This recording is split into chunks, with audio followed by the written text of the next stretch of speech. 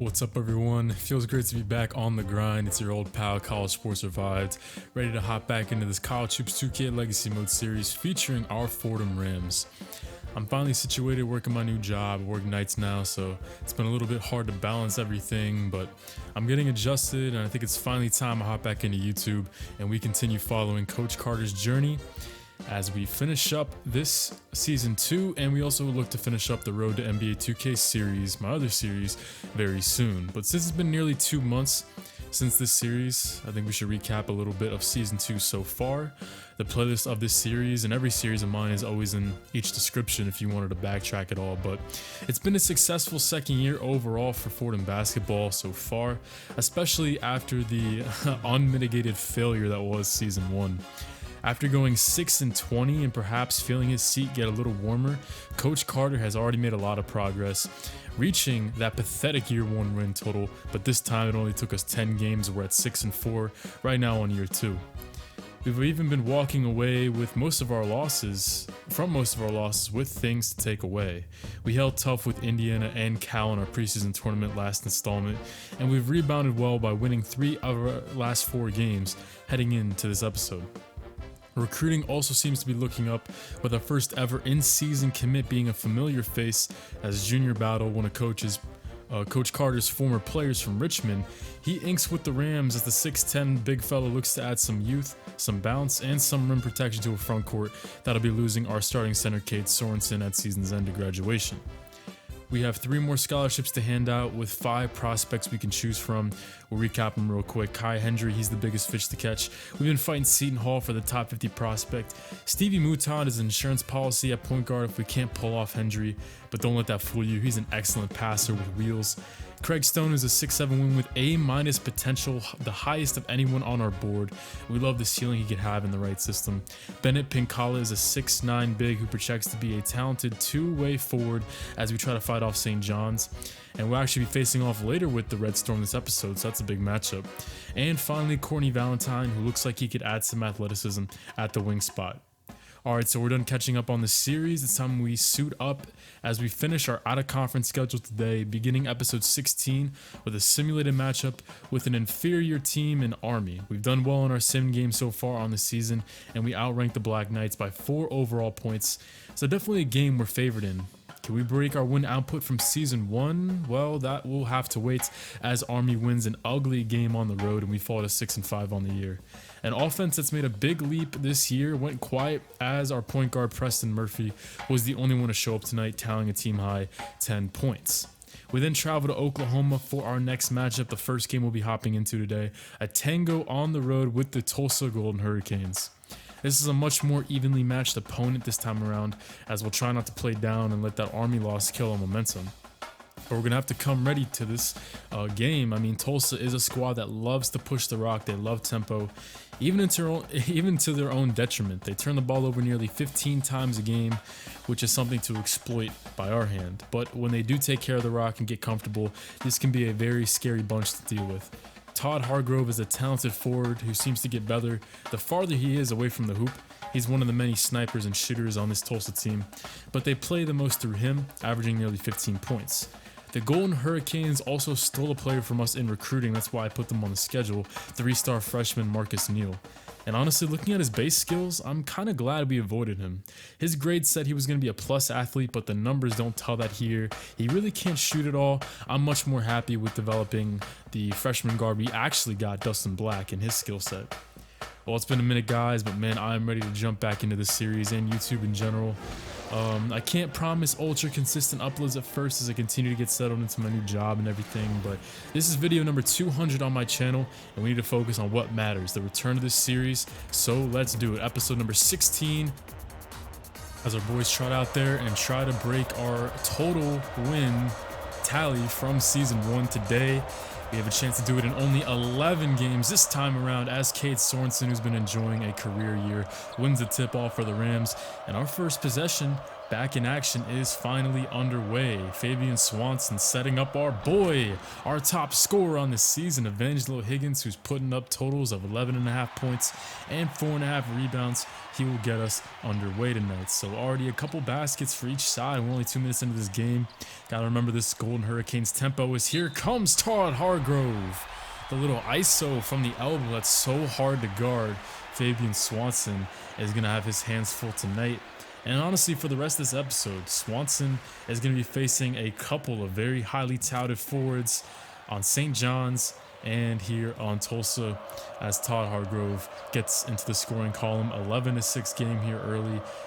Cade Sorensen looking cross court now. Stan Scott, who's been very consistent from three, knocks down another to cut the lead in half.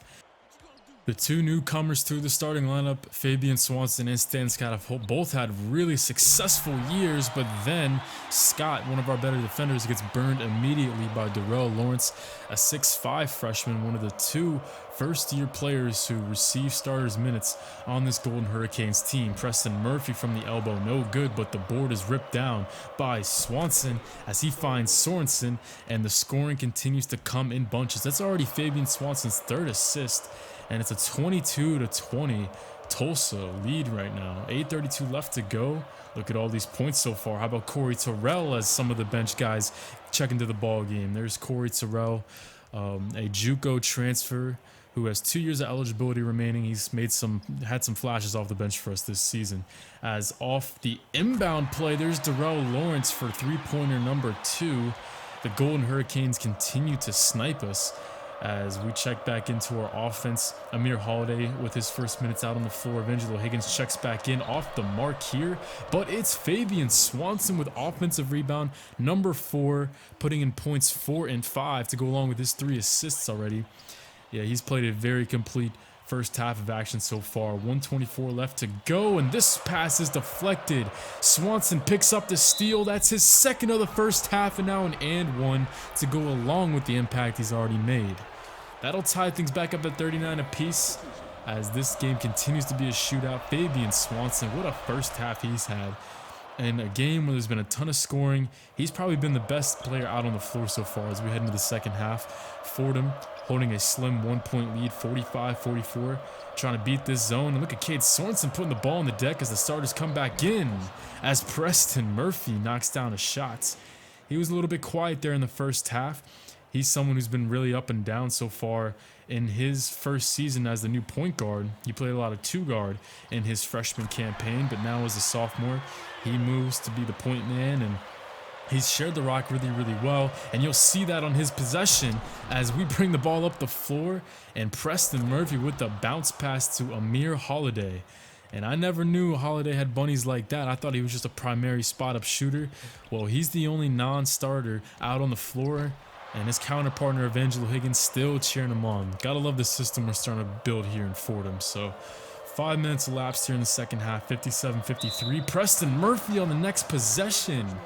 Now he finds his own path here as some early offense for Murphy as he's quickly already up to 12 points. He only had 4 in the first half. Well, this would make it 9 quick points in 5 minutes here in the second half, and he's starting to explode a little bit as we jump ahead a little bit as well. 5 minutes left to play now. Tulsa down by 6 as we try to control this tempo. It's Fabian Swanson from 15 feet. The silky smooth jump shot he has continues to be consistent as Tulsa now starting to press a little bit here as a pretty unforced error there. That's what they're kind of known for with 15 team turnovers a game. That steal is grabbed by Fabian Swanson. That's his third of the contest. He continues to be the main stat sheet stuffer for us. 69-64, 3:10 left to go, and guess who we're going to? Evangelo Higgins, the closer for this Fordham team, to make it a 3-possession game. 18 points for Higgins as the 6'7 junior continues to be one of the best players out on the floor every night. And no matter how bad we were in season 1, we could always count on Evo Higgins to give us buckets at the end of games. And we eclipse our season 1 win total with an 80-73 shootout win that we survive, with Fabian Swanson flirting with a triple-double, 12 points, 9 rebounds, 7 assists, 3 steals. He did it all tonight and then some. He is your player of the game. Honestly, the biggest treat of season 2 so far is just to see the transition on offense that this team has made. We've made such an impressive leap on that end of the floor compared to last season, and that rings true today with 18 points, all starters in double digits, 16 team assists tonight as well. Preston Murphy was going through a slump as he made the move to point guard, but tonight he looked very poised out there with 14. Higgins closed it out. Sorensen also had a double-double just like Swanson, and overall this is an awesome win to break our win total from a season ago and to be able to do it on the road against a solid club like Tulsa. I think you're starting to see the flashes of success that's waiting for us in the future. However, we did not come out of this game totally unscathed. As you see here, Preston Murphy seemed to have sustained an injury. He finished up the game feeling some discomfort in his calf as he strained it. It seems like one of those injuries you seem to grab throughout the grind of a long season. He'll likely stay in the lineup against the toughest battle we have remaining out of conference, the St. John's Red Storm, as they welcome us to the legendary Carnesecca Arena today with one of the better rosters they've had in memory recently.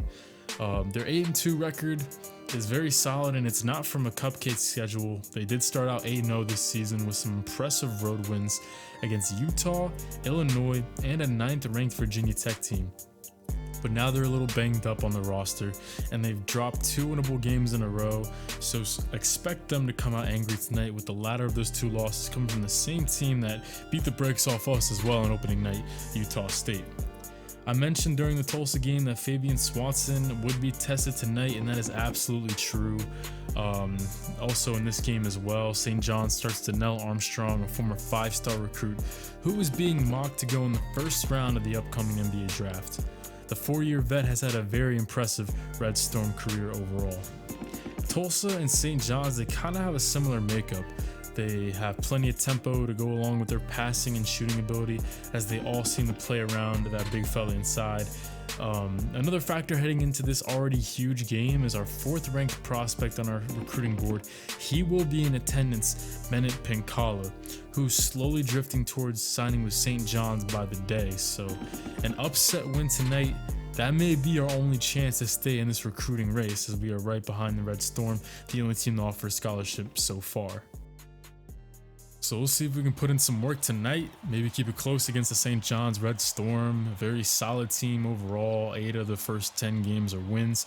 And a big recruit in attendance for this game tonight, as JB Swansea knocks down the first basket of the contest. He is one of the 2 spot starters in the lineup for St. John's tonight. Matt Curry, the 6'7 shooting guard, and Kwanas Tumu.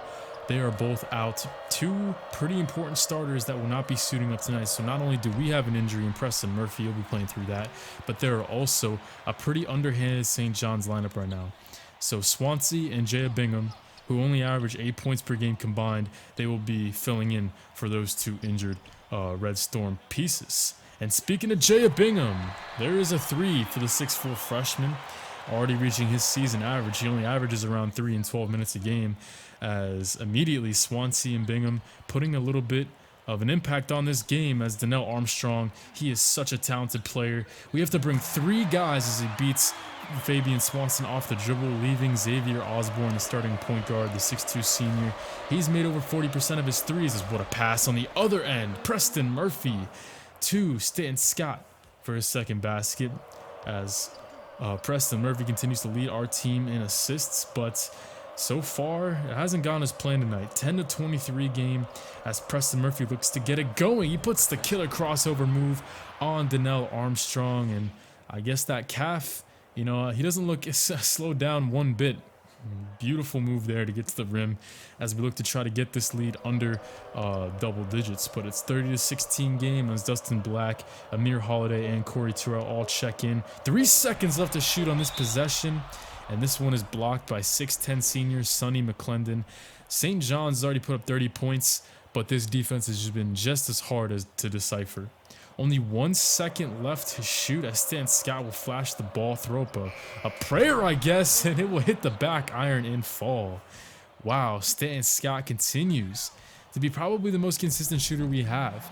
He's actually hit a higher percentage of his threes than he has field goals 42% from the floor, 45% from behind the line is Swanson on his senior year, as Fabian Swanson off the mark on the first attempt, and then he stays with it to put in the three-point play chance on top of McClendon. Giving up a couple inches of height, but he's just rebounds so well on the offensive side of the glass this year. It does not matter. We have it down to 7 with 43 seconds left to play. They stay in this 3-2 zone, 24 seconds left to shoot. Can we go quick for the 2 for 1? Oh, it doesn't look like it. It looks like Fabian Swanson just wants the good look at the 1, and he'll get it. 9 points in the first half, and this one as well, as he continues to have a beautiful stretch of games so far to begin this episode. 6 seconds left in the first half. This one will rotate around to Donnell Armstrong, who is now up to 16 points in the first half of action, and Dustin Black almost hit a full court shot there. However, we'll head into the locker room down 41-34. So we're back into the action here. 9 points St. John's lead. Preston Murphy with 4 points and 4 assists at the half. Oh wow, what a display of dribbling right out of the gate. Fabian Swanson was our top performer once again at the half. He had 11 points, 4 rebounds, 3 assists, and a block as his line. So obviously Swanson just a jack of all trades recently, and how about he catches 2 more here on the dribble drive. Murphy breaking down the zone, and he finds his 5th assist. Fabian up to 15. 56-47, still within striking distance, but we gotta get stops now. It's been the name of the game all episode long, but this is Xavier Osborne, who's made over 40% of his threes. 7 points on the year as the senior point guard absolutely fools Dustin Black on the hesitation move. Black's had a pretty tough game out there as our freshman backup point guard is just trying to tread water right now. 7 minutes to play. This will put it back up to 12 as Stanton Scott gets a step on his man. Nice pass inside to Terrell, and then comes flying in is Chen Lee, the freshman forward out of China. He's been a little quiet this episode, but it's nice to see him getting a basket here, cutting it back down to a 10-point game.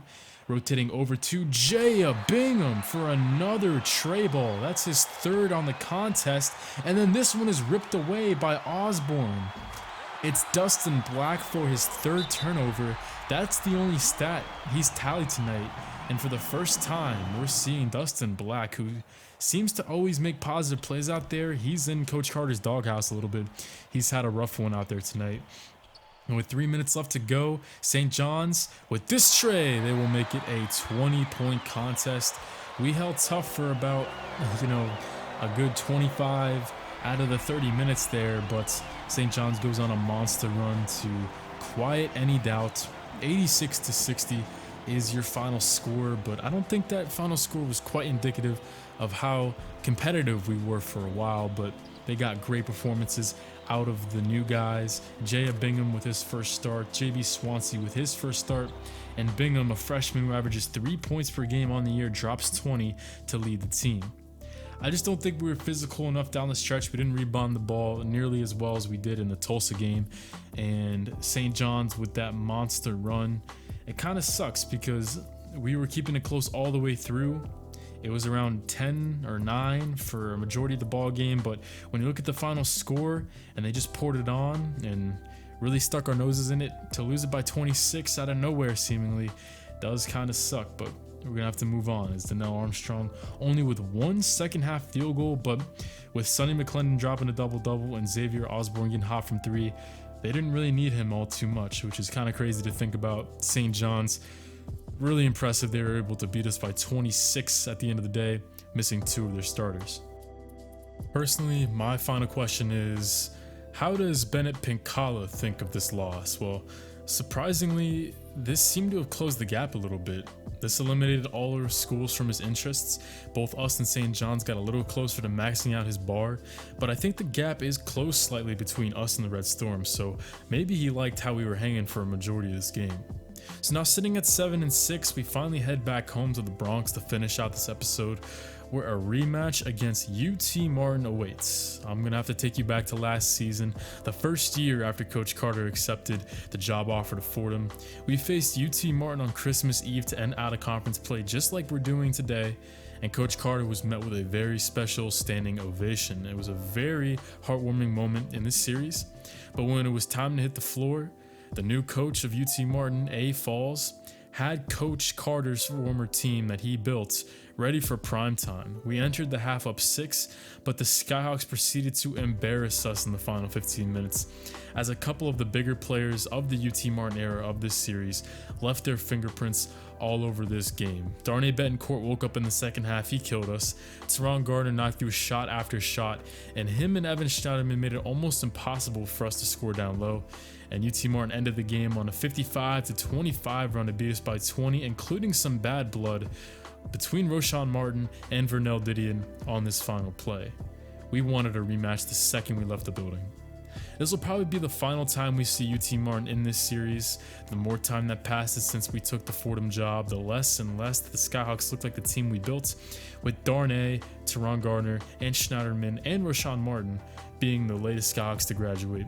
It's clear that this isn't the same team from even a year ago. They made March Madness under A. Falls last year, but they entered today with only 2 wins, with Dusty Harrison, Brian Gill, and Junior Galindo being the last 3 players remaining from Coach Carter's era. So I guess in a way we're kind of saying our final goodbyes through and through to UT Martin in that era of Coach Carter's career. But if this is going to be our final game for the road, we got to come out and we got to show out. We want to end off Coach Carter's final goodbye to UT Martin with a big win today, and we're back at home.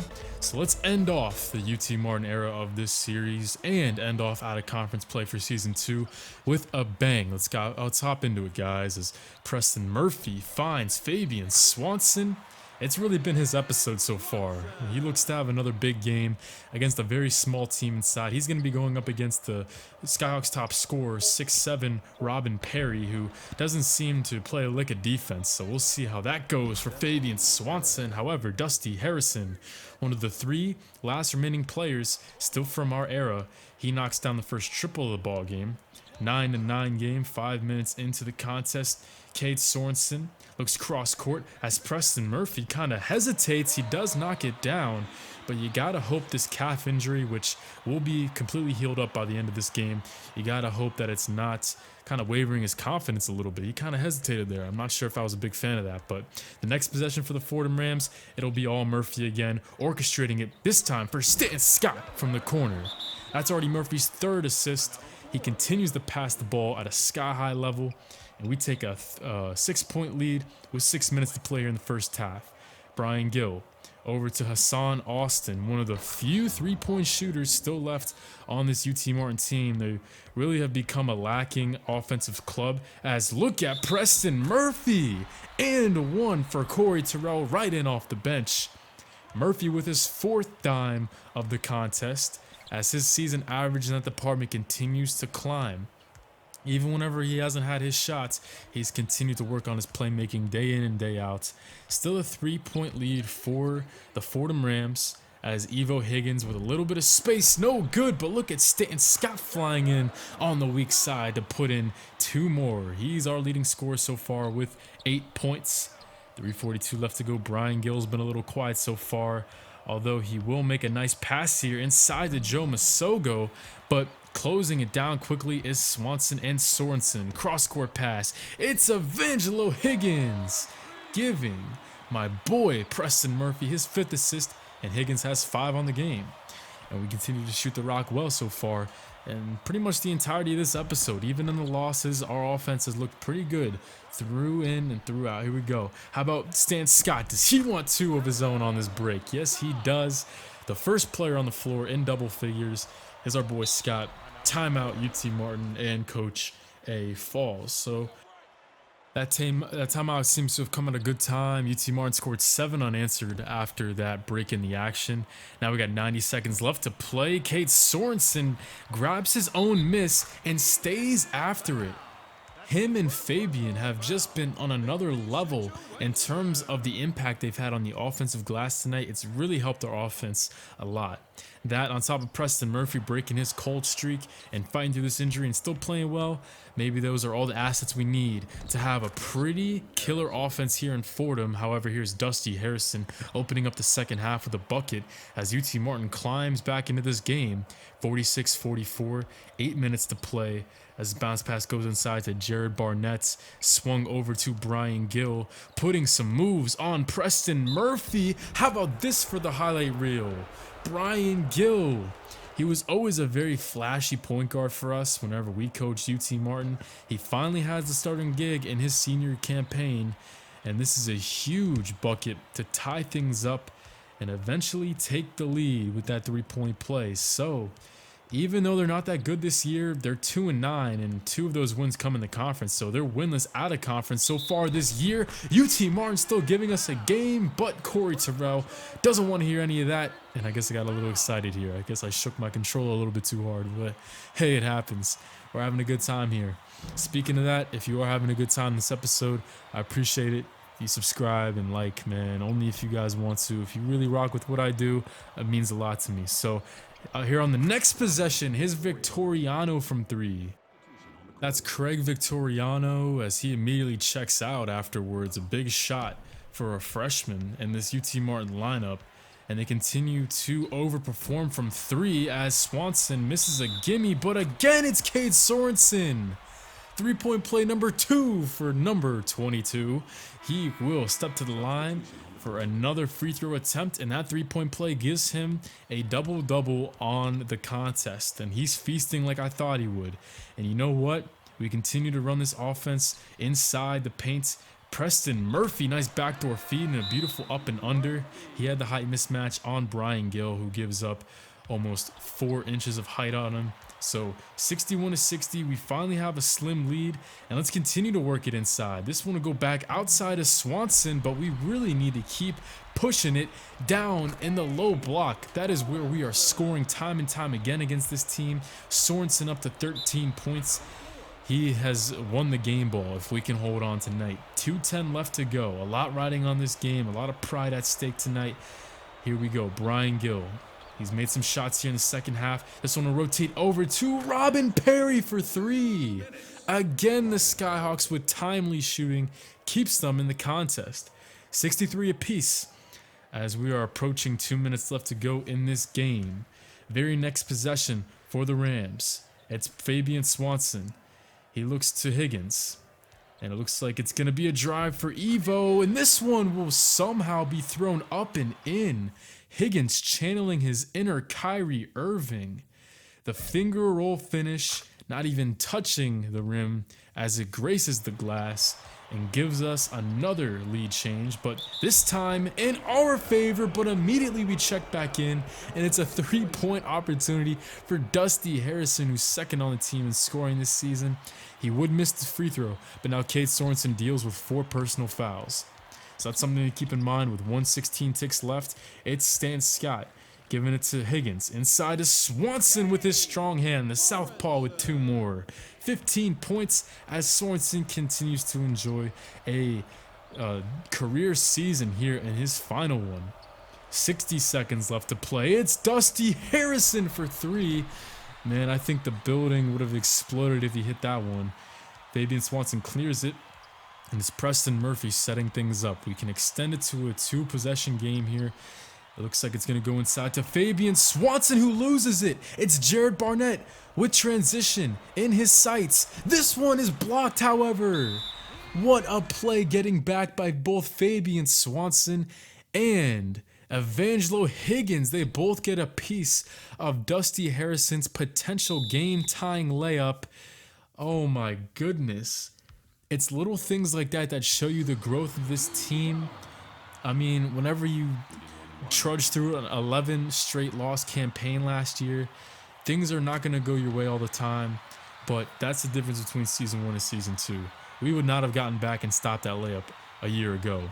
And Preston Murphy, the best free throw shooter on our team at just under 84%, knocks in 2, makes it a 2-possession game. And we only need one more stop to finally close this thing out. Robin Perry, that one hits the back of the iron and falls out UT Martin's going home empty-handed. We finally get the upper hand on Coach Carter's former team. 77-67 is your final. The Fordham Rams, they dance this time around and end out of conference with 2 more wins than losses. Much better than a season ago, wouldn't you say?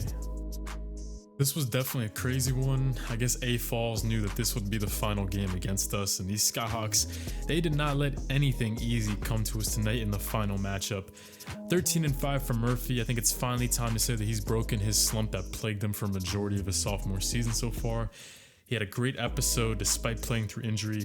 Higgins and Scott controlled the wings tonight. Corey Terrell also had another sneaky good episode with another positive performance tonight. But the game ball goes to number 22. It's been a treat to see Cade Sorensen develop from a guy who may score on a putback here and there to a guy who can pour in points out of varieties of ways down low. He had 15 and 13 tonight. It was cool to see the final 3 players remaining from this series be the top 3 scorers tonight for the Skyhawks. Brian Gale with 15, Dusty scored 11, and Junior Galindo had 9, 5, and 5 as we finally waved goodbye to UT Martin once and for all. So that's all she wrote for episode 16, guys. This is a pretty jam-packed episode as we enter conference play with an 8-6 record. It's a solid mark as we continue to be the feel-good story of A10 basketball this year. But this is where our season could be made or it could be broken. These are the games that actually matter, and remember, it was just last season where we opened up losing our first 8 games against our A10 foes, so don't take anything for granted as our conference games come around. These next 16 games could make or break the success we've built this season. So that'll be it for me today, guys. It's great to have you back, and it means a lot if you're still here after these long 2 months away. I'll try my best to get videos out, but like I said, it won't be as consistent as normal until I get into a routine down here. But all in all, I hope you enjoyed, and I really liked how everyone left their mark on this episode. Murphy broke his slump, Higgins was the closer, Scott was consistent as usual, Swanson exploded twice, and Sorensen continues to develop into a low post beast on his senior year. We'd like to see a little bit more from the bench, but I mean, hey, we're a pretty starter-centric team, so they're gonna have to earn those minutes. But nonetheless, I'll see you guys later. More College Hoops 2K Legacy Mode series coming soon, and more Road NBA 2K series coming soon as well. And I've got some other things planned in the near future once the Road NBA 2K wraps up. So I hope you guys are excited. I know I am. This is College Sports Revive signing out. Great to have you along with me today. Look forward to more coming soon. Peace, everybody.